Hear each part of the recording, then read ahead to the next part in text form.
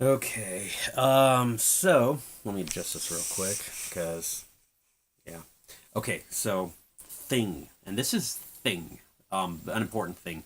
Happy New Year's. Happy Superb Owl Day. Superb Owl Sunday.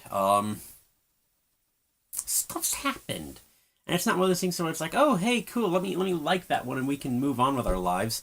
Um, I'm once again having to verify that I'm an adult. Or events keep happening that turn around and say, hey, guess what? You're now a paradox every time you put on the pajamas you actually like and stay in bed and color and watch Netflix. Because now you're an adult and you do stuff and stuff. I mean, just about everything we do in our lives is negotiable as to whether or not we've reached that grown up stage and stuff. Except for just about two things: having a child and buying a house. Um, we don't have a child. And the worst part is we weren't planning this. We didn't actually contact a real estate agent or a broker and say, hey, we're looking more like adults. Can you fit us with a mortgage and make us impoverish the rest of our known existence? No, no, that's not how this happened. We were walking to the post office, the Megan and I, and there was a house up for sale. Cool. We didn't think anything of it because we're not looking for a house. But then we said, you know what? Let's see what Zillow has to say about this house.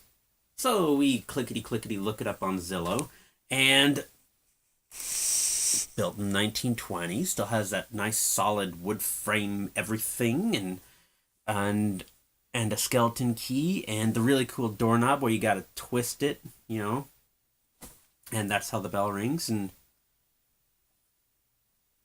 it wasn't terribly out of reach. I mean, it wasn't that expensive of a house, and coincidentally, a coworker of mine had been saying how he had afforded a house for his family on this particular type of loan that's good for when you're out in the middle of nowhere and don't mind being out in the middle of nowhere, and they want to develop this rural area. And so my brain said, well, a couple of spitballs have already worked. Why not spitball this one too? So we just spitball, hey, I'm interested in more information about this house. And within 2 hours, a realtor had contacted us about seeing the house. 2 hours! Um, yeah, so, we made it time to go see the house, and the house looks good. It's about what you'd expect for a nearly 100-year-old house. And so we said, sure, let's throw another spitball. Let's make an offer for this house. I'd walked into this thinking if they said no, cool, fine, whatever. If they said yes, cool, fine, whatever.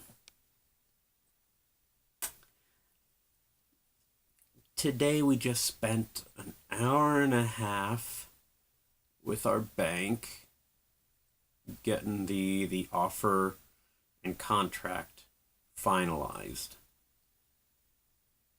Which, if that's what it means to be an adult, then being an adult is very boring because that was a lot of legalese, a lot of talk where I'm trying to pay attention. I'm trying to learn everything I can about this so I can make an informed decision.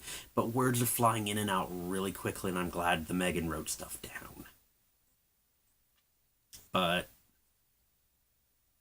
we're going to be homeowners.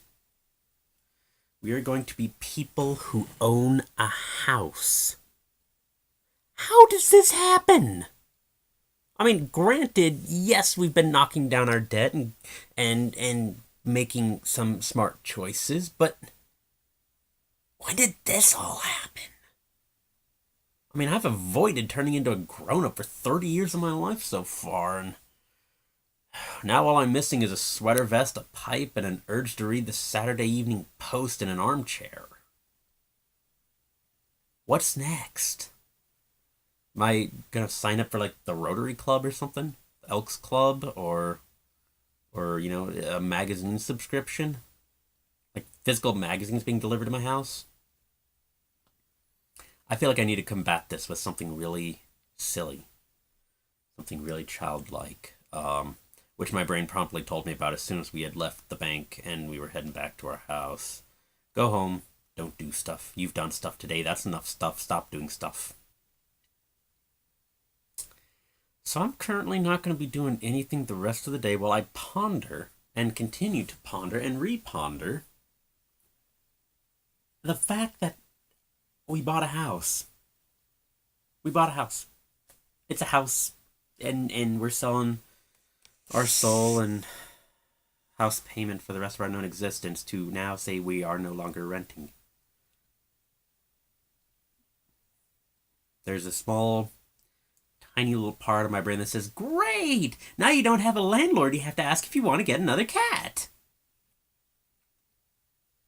The other part says, yeah, but when that cat destroys the house, I'm the one paying for it. Something goes wrong, I can't just call up the landlord and say, come fix it.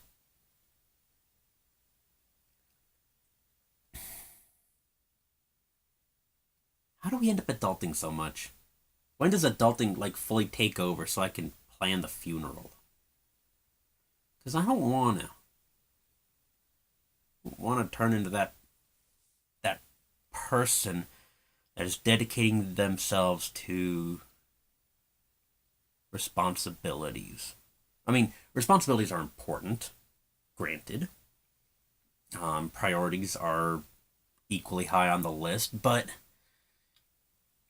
when there's not a time, when you can't schedule some time to be silly and do something absolutely retarded for the sake of it being retarded, I think there's a problem, right? And I don't mean that just in the, oh, it's for your mental health. This is actually really good for you. Let's talk about feelings while we color. Tell me about your childhood. People find that when you talk with a slight psychological accent, people are more willing to open up to you. No, I'm not talking about anything like that. I'm talking about being on your weekend or coming home from work and saying, darling, our pajamas are not fabulous enough. There are coloring books that need to be colored, and I want a milkshake. And all those things actually happen. Because, I mean, Doctor Who said, what's the point of being a grown-up if you can't act childish sometimes? And I want to keep it in the proper sphere of I'm keeping these two lives balanced. But, I've already accepted so many roles. I'm an uncle.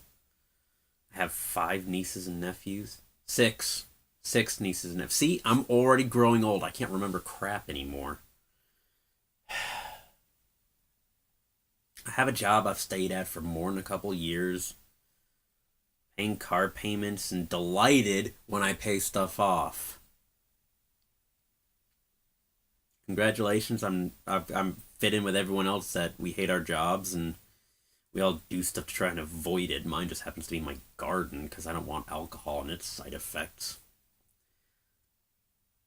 But is this just gonna keep happening until I run out of the will to have fun and to be funny?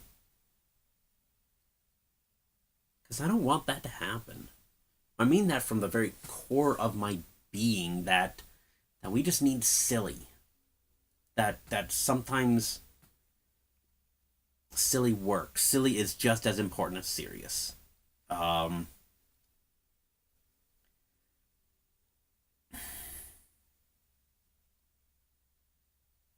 we keep with that?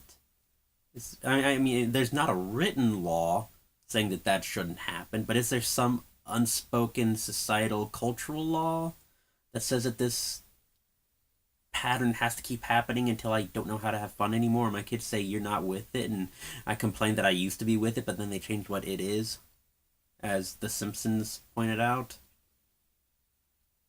Because I don't want that to happen. I'm proud of having, the Doctor Who art and the Venetian mask wearing authentic 3D glasses. That's awesome to me. It's awesome that I still have my penguin blanket from when I was in high school. And being silly with my cats and sticking tape on their paws until they freak out. There's a lot of fun to be had in the world. Why can't we just keep some of it?